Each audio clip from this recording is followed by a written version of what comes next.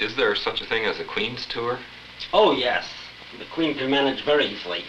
Even the Rook, which moves less freely than the Queen, can manage in a simple way. Suppose, for example, we start in this corner square. We simply have to go down this row, across, over, and up, and it's pretty clear that we'll cover all the squares on the board. We'll wind up over here? Oh, no. No. Somewhere else. Oh, yes. Let's see, the Rook can move sideways, forwards, and backwards, but not diagonally. Is that right? Yes, there are just two ways, this way or this way. You know, that problem reminds me of a story. Did you ever hear the story, Mr. Simplex Saves the Aspidistra? No. I think we have it here. You ought to let's hear it. It's an unusual title. Oh, yes, here it is.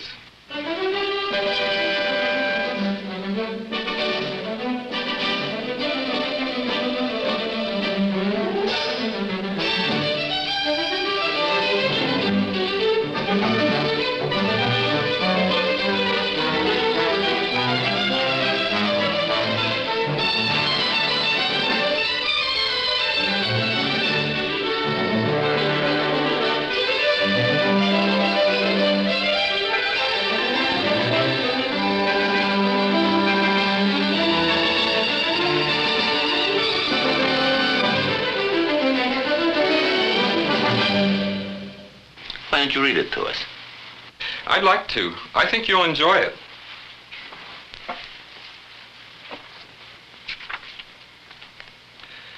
Once upon a time, there was a famous old house in a remote corner of England.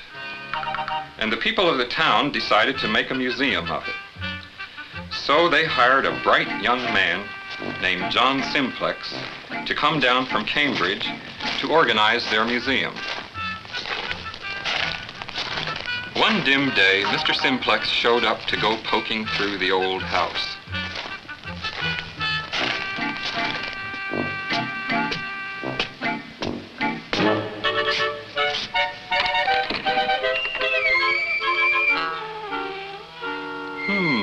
He hummed softly to himself as he went through the big front door into a corner room.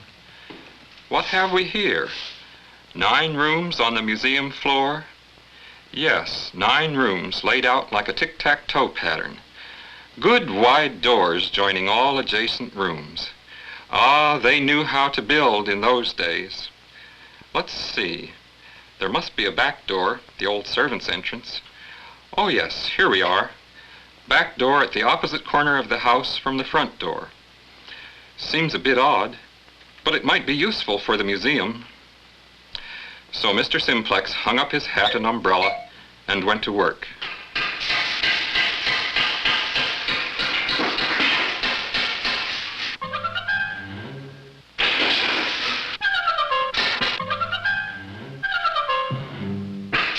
Soon he had painted and repaired the old house and hired a staff of ticket sellers, caretakers, and guards.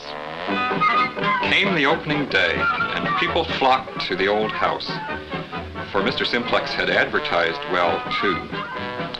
But the crowds jammed into the old house and got in each other's way, and some people didn't get to see all the rooms, and their manners, well, they dropped ashes on the needlepoint and chewing gum on the rugs, and they pulled leaves off the Aspidistra. The museum was one big mess. This will never do. It was the biggest Aspidistra in the county, and now look at it. Something must be done. I think I have the very idea. Let's lay out a path through the museum. We can put down a strip of red carpet and keep the tourists on it.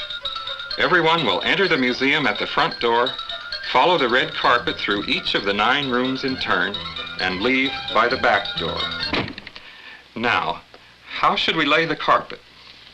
Here's the floor plan. We start at the front door. Which room next? Perhaps it doesn't matter. Here's a path that works. It goes into each room once. No backtracking. Are there any other suitable paths? Let's see. Uh-oh, this won't work. But how about this one? It's a good layout. That makes 2 usable paths. To make a long story short, it was the very idea they needed. All the tourists got to see everything, no one behaved obstreperously, and the leaves grew back on the Aspidistra. Soon after this, Mr. Simplex got a letter inviting him to come to a larger town in a less remote corner of England. A committee there had heard of his great success and wanted him to come down and organize a museum in a famous old house in their town. So one dreary day, Mr. Simplex went down to look over the new place. He found the situation almost the same as before. This old house had 16 rooms arranged in 4 rows of 4.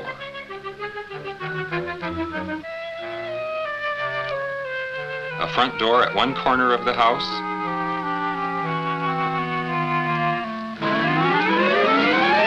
a back door at the opposite corner, and connecting doors between all adjacent rooms.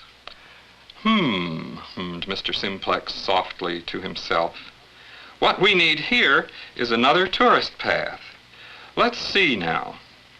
So he tried this path, but this path doesn't lead to the back door. Let's try again. Oh, that's no good.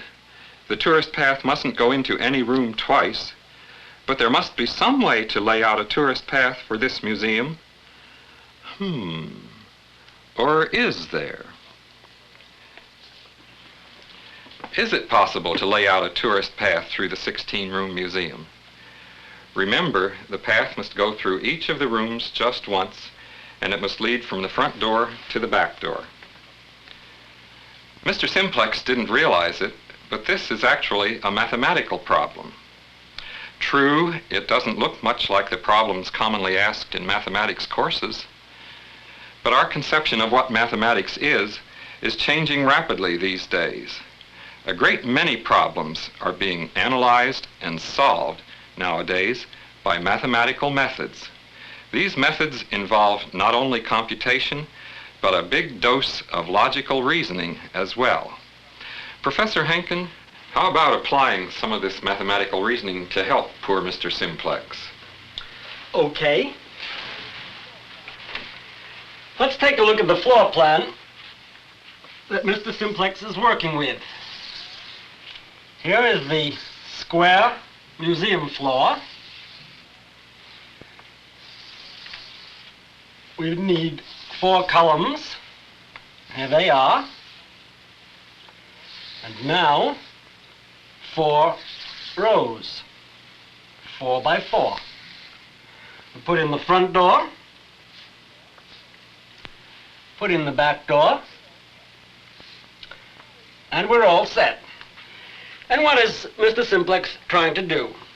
He's starting here at the front door, wants to move through the rooms so as to enter every one just once, and finish here at the back door. Now there's one very simple way in which we can tell whether such a path is possible. That's the old trial and error method.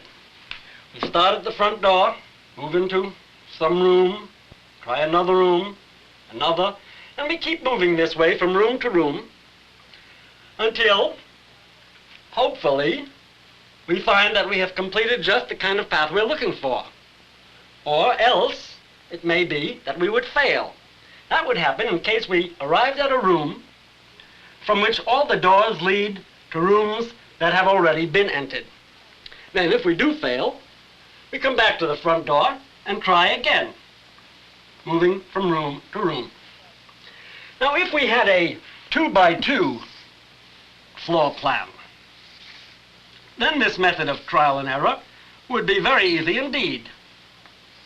Because as a matter of fact, there are only 2 paths that start from the front door here and enter every one of these rooms. And here they are. Starting at the front door, I could move to here, here, and here. And the other path would be, starting at the front door, move to here and here. And it's as plain as the nose on your face that neither of those 2 paths ends at the back door. So on this plan, there just isn't the kind of path we're looking for. But over here, the trial and error method won't work so well because there are a great many more squares. In fact, I think you'd be surprised to know how many different possible paths we could begin to trace. And even if we had time to do all of that, it would be pretty dull. Let's see if we can tackle this by some other method. Now take a good look, Dr. Hlavaty, at this floor plan. You notice it looks something like the chessboard we were playing with before. In fact, it's the same pattern of squares, except this one is smaller, 4 by 4, instead of 8 by 8. Well, I'd like to lay out a tourist path on the chessboard itself.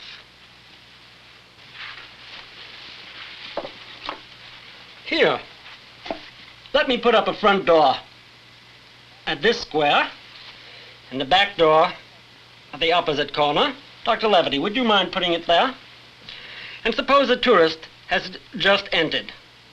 Well, he moves from room to room, trying out a possible path. And you notice we're doing very much the kind of thing that we did on the 4 by 4 plan. Actually, we have a great many more squares on this board, so there are an enormous number of paths, and it may not seem as if we've accomplished anything by coming down here. But the board has one big advantage, and that is the way in which the squares are colored in an alternating pattern. Let's notice the color of the squares we move through as the tourist starts here from the front door. It's a dark square here. He moves to the next one. That's light. Dark, light, dark, light. You see what's happening? Every time we move from one square to the next, we change color. Now that's a pretty simple kind of observation to make. And yet that's the key to a solution of our problem. Here, let me start over again. And this time, let me place numbers in the squares as I move through them. Number 1 at the front door. Then 2, 3. Maybe we move off in another direction. 4, 5, 6. And we can imagine ourselves continuing this way. Now let's see what kind of numbers were put down on the dark squares. 1, 3, 5, 7. They're all odd numbers. And how about the light squares? All right, 2, 4, 6, even numbers. And if we continued our tourist path, it would continue in the same pattern. Even numbers on the light squares, odd numbers on the dark squares.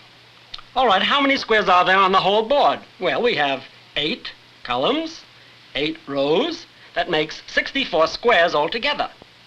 So if we really succeeded in getting a path that enters every room just once, we start 1, 2, 3, 4, 5, 6, 7, and we would be ending up with something like 58, 59, 60, 61, 62, maybe 63 would be here. And finally, 64 would be in the next room. Now remember, all the dark squares get odd numbers. That's why I placed 63 down on a dark square. And 64, being an even number, is placed on a light square. Well, look here. The square at the back door is dark. We couldn't put 64, an even number, down on it. So you see, it's quite impossible to have a path starting here at the front door, going through all the rooms, and entering at the back door. It simply can't be done, Professor Kocher. What did happen then to Mr. Simplex? Meanwhile, back at the museum, Mr. Simplex was in trouble.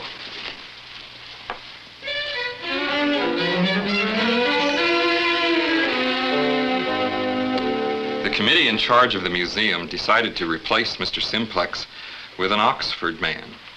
They engaged a professor of mathematics named William Complex.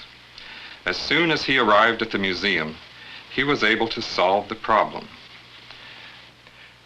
First, Professor Complex had the rooms of the old house painted alternately light and dark, like a chessboard.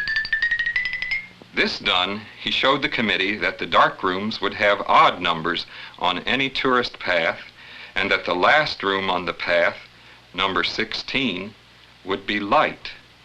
So it could not be the room with the back door, which is dark. Just as the committee was giving up hope, Professor Complex added, "Nevertheless, there is a way out. When a mathematician finds a problem that can't be solved, he changes the problem. One thing we might do, for example, is to set aside a room in the museum for my office." The committee members were a bit puzzled until Professor Complex showed them this plan. And so, eventually, they had their museum, but with 15 rooms instead of 16. And is this the end of the story? Not to a mathematician. The solution of one problem always raises a dozen new ones. This has been an interesting problem. We really know of no direct applications for it, except maybe for operating museums in remote British towns. But in mathematics, as in other sciences, some of the most important applications have come from earlier discoveries. Discoveries originally motivated by nothing more than idle curiosity. New mathematical discoveries are coming out faster and faster. And this means quite a change in the teaching of mathematics, doesn't it, Dr. Hlavaty? It certainly does. Of course, mathematics has always been an important part of elementary education. We have always needed number concepts to interpret the world around us. Even elementary mathematics helps us form concepts in social studies and in the sciences. This little problem illustrates, in a way, some of the new possible uses of mathematics. And today and tomorrow, we are going to be making many new uses of mathematics in the study of interplanetary navigation, in the control of automated industry, in the analysis of complex traffic problems, and so on. Moreover, mathematics is being used in fields where in the past it played a very little role. Oh, medicine, psychology, economic theory, business administration. For these reasons, our children will have to learn more mathematics, and they will have to learn it in a better way. Instruction in arithmetic, traditionally, used to be characterized by the rote memorization of rules for performing operations. Let me give you a few instances.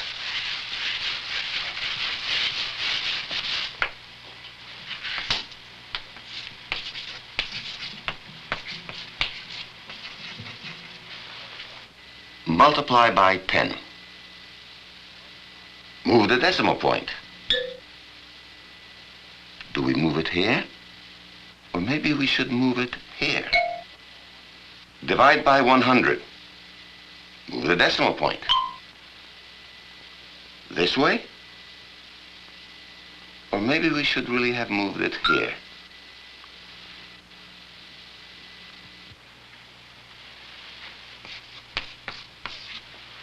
To reduce, cancel.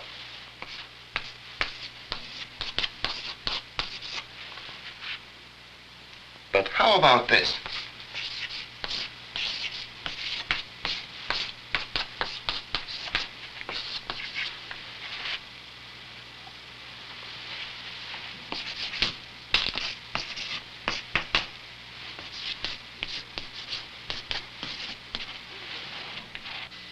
Divide one fraction by another. Invert and multiply. Is this what we do? Or maybe we should do this. Or is it possibly this that we do?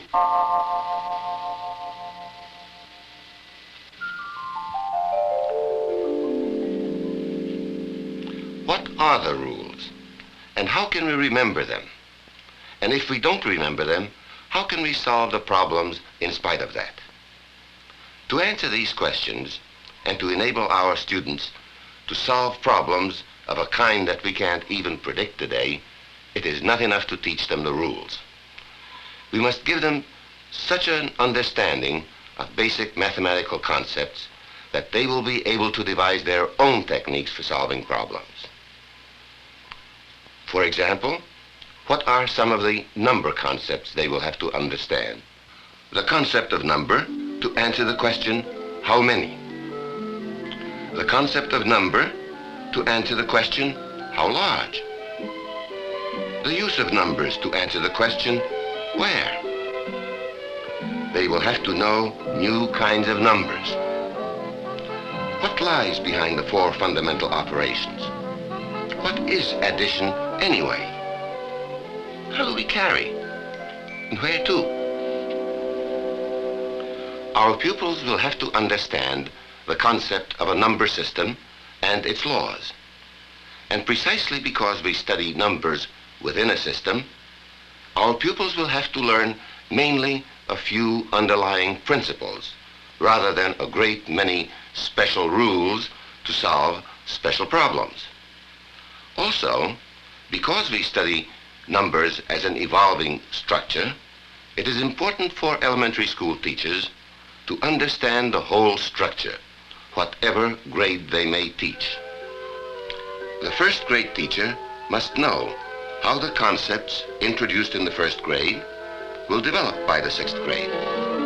The teacher in the sixth grade must know what the pupils have already learned and what they will need for mathematics in high school.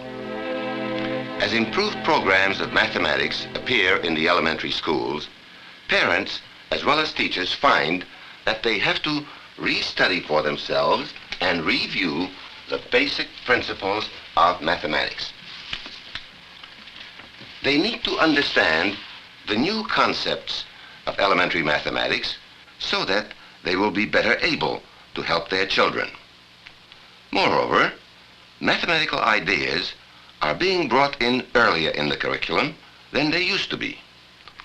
Topics like positive and negative numbers and equations, which used to be introduced in the 9th grade, are now being taught below the 6th grade level.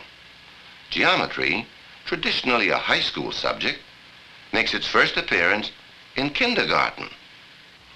To those of us whose arithmetic classes were filled with drill and memorization, the idea that mathematics can excite pupils may seem unbelievable, but it is a fact.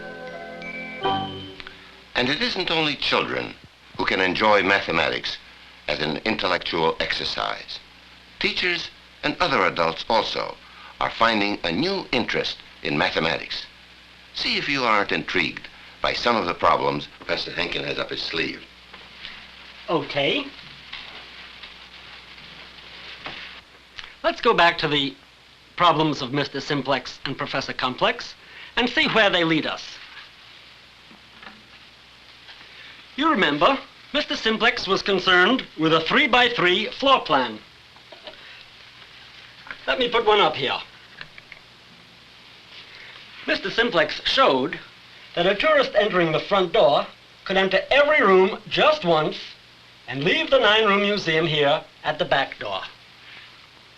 By contrast, Professor Complex had a 4x4 floor plan. And he showed that a tourist entering the front door couldn't possibly enter every room just once and end up at the back door. It can't be done, he said.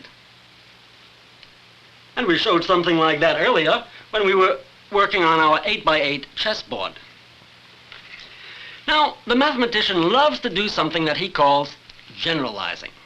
Whenever he has 2 or 3 facts at hand, he wonders, is there some sort of a general principle which has these 2 or 3 facts as special cases? Let's see how we could seek to generalize the facts developed so far by Mr. Simplex and Professor Complex about these floor plans. The obvious way we would go about it is this. We could imagine a whole long string of floor plans. 1 by 1, 2 by 2, 3 by 3, 4 by 4, and we could go on to larger and larger floor plans. I only have 5 by 5 and 6 by 6 with me, but you must imagine that these go on and on and on, a whole long infinite sequence of different sized floor plans. And then the way we would put the question is this: is there some general rule for deciding which ones allow us to lay out a corner-to-corner tourist path, and for which ones that's impossible? So the rule would say, of course, that yes, we can lay out a tourist path on the 3 by 3, no on the 4 by 4, and the rule would go on and tell us yes or no for every possible floor plan. Of course, in this very first one, the answer is completely obvious whether we can lay out such a floor plan. I'll label it obvious, and you can supply the answer for me. Well, we have generalized our problem now. Can we generalize still further? Certainly. All of the floor plans that we have here are square. How about a floor plan like this, for example? It's a rectangle. Turns out to be 5 by 3. Can we lay out a tourist path from corner to corner here, which enters each square just once?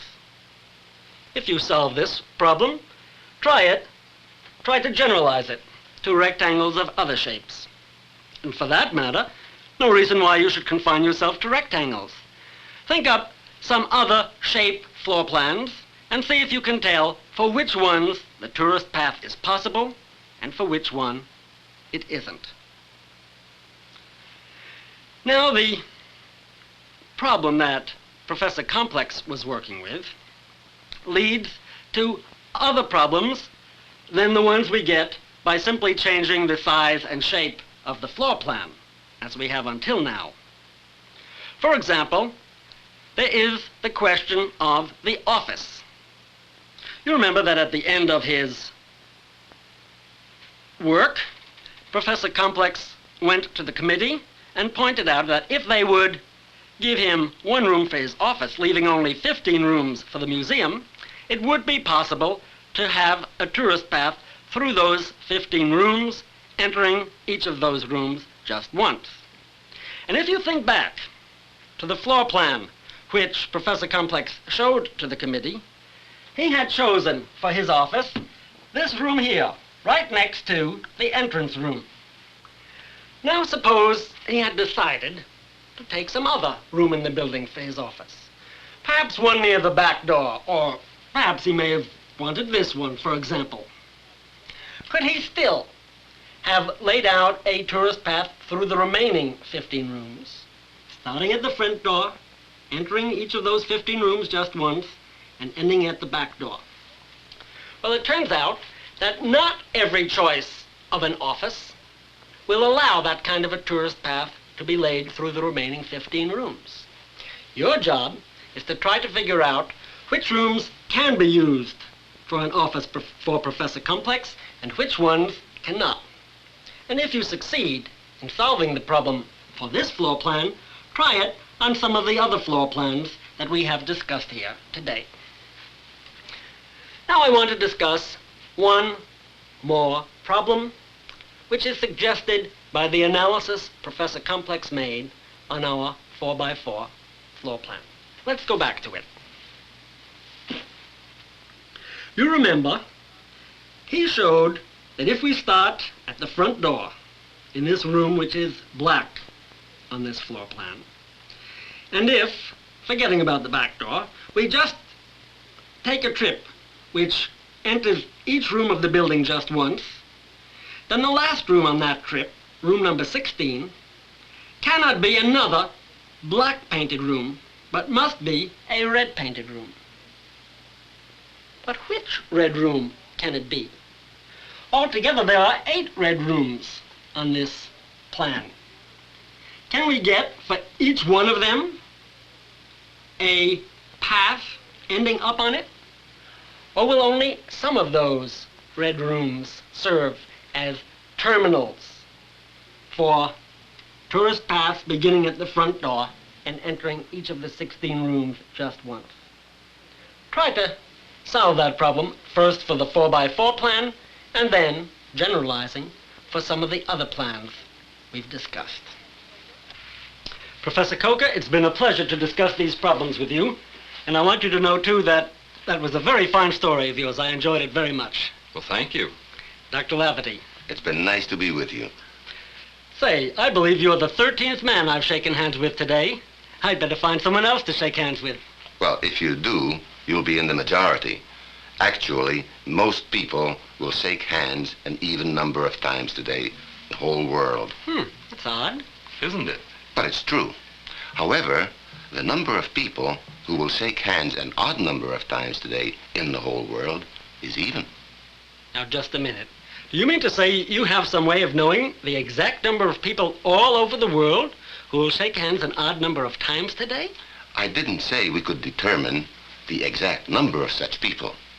However, by very simple mathematical reasoning, we can show that the number of people who will shake hands an odd number of times today is indeed even.